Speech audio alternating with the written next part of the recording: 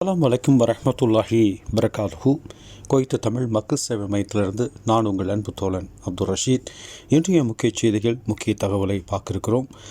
அதில் முக்கியமான செய்தி என்ன அப்படின்னு சொல்லி பார்த்தீங்கன்னா, ஏற்கனவே நம்ம பயோமெட்ரிக் முடிக்கலைன்னா இந்த நாட்டை விட்டு வெளியே போகலாம், ஆனால் தற்சமயம் போக முடியாது. அது சம்பந்தமான ஒரு தெளிவான விளக்கத்தோடு இன்றைய செய்தி அமைந்திருக்கும். தொடர்ந்து இணைந்திருங்கள் என்று கேட்டுக்கொண்டு, முதல் செய்தியாக கைரான் பாதுகாப்பு பிரசாரத்தின் போது 467 மீறல்கள் மற்றும் பல கைதிகள் நடத்தப்பட்டன.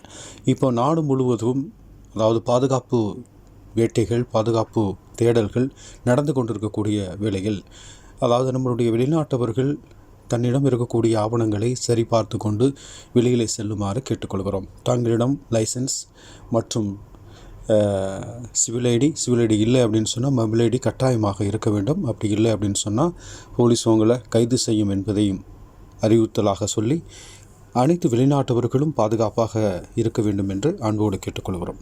அடுத்த செய்தியாக பார்த்தீங்க அப்படின்னு சொல்லி பார்த்தீங்கன்னா, ஒரு சில தினங்களுக்கு முன்பாக ஸ்ரீலங்கன் ஏர்லைன்ஸ் விமானத்தில் 2 பணியாளர்களை தாக்கிய சவுதி நபர்.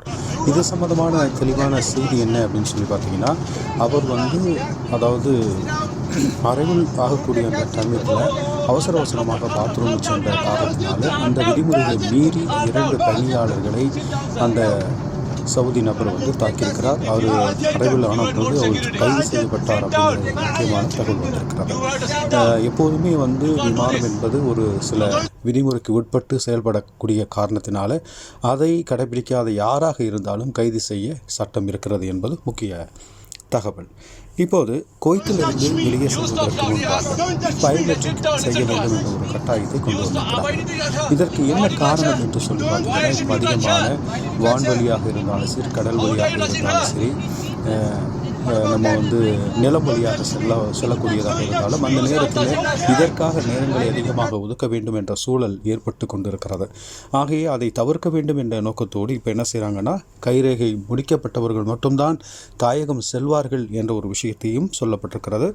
இப்போ நம்ம இந்த விஷயங்களை எங்கே செய்யலாம் அப்படின்னு சொல்லி பார்த்தீங்கன்னா, அடையாள மையங்கள் மற்றும் தேசிய அடையாள மையங்களில் செய்யலாம். மேலும் குடியிருப்பாளர்களுடைய தேவைகளை பூர்த்தி செய்ய ஆளுநர் அமைத்துள்ள பொது குற்றவியல் சான்றுகள் துறையின் மூலமாக இவர்கள் என்ன செய்யலாம், பயோமெட்ரிக் செய்து கொள்ளலாம் என்ற ஒரு விஷயத்தை வலியுறுத்தப்பட்டிருக்கிறது. நாங்கள் சொன்ன செய்திகள் எல்லாம் உங்களுக்கு பிடித்திருக்கும் என்று நாங்கள் நம்புகின்றோம். மீண்டும் நாளை பொழுதில் நச்செய்தியோடு தொடர்பு கொள்ளுமாறு உங்களது விடைபெறுவது நான் உங்கள் அன்பு தோழன் அப்துல் ரஷீத்.